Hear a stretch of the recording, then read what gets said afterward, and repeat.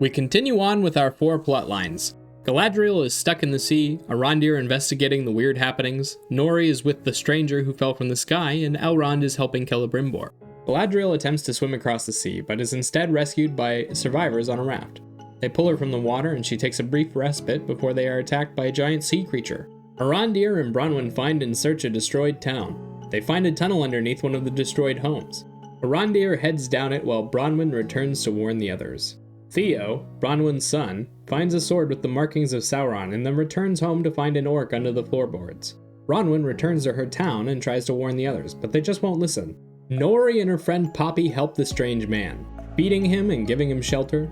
The next day he awakens and he tries to communicate with them. Will they figure out what he wants? Elrond learns that Celebrimbor is trying to build a giant forge, unlike any other. He needs Elrond's help to secure a large workforce, and Elrond thinks of his friend Durin. The two head to Khazad-dûm to meet him, and find that Durin is less welcoming than Elrond remembers. The writing in this episode is kind of a mixed bag. Several plot points feel heavily contrived, such as Galadriel lucking into rescue on the open sea. It's fine if you don't think too hard about it, but it's a little weak. The script is also heavy on exposition. For the second episode in a row, we have characters stopping to explain every detail of what's going on in their entire backstory.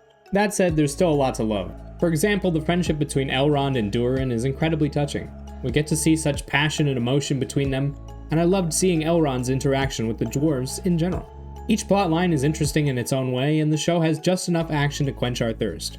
The acting is still going strong in the second episode, but 2 actors really stood out. Robert Aramayo as Elrond and Owain Arthur as Prince Durin IV. The conversations between these two in this episode were top-notch, and they managed to convey so much through their expressions, voice, and body language that their time on screen felt a lot longer than it actually was. The second episode has a soundtrack to rival the first. Each piece feels handcrafted and perfectly fits into the scene. The tracks are varied across a number of genres and emotions, but each one is used precisely to build the narrative.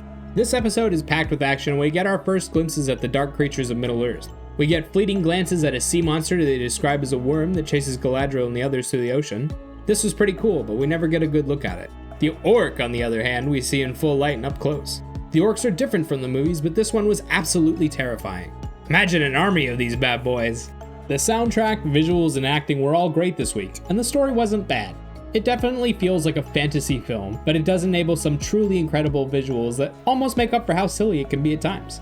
I really enjoyed it. 8 out of 10.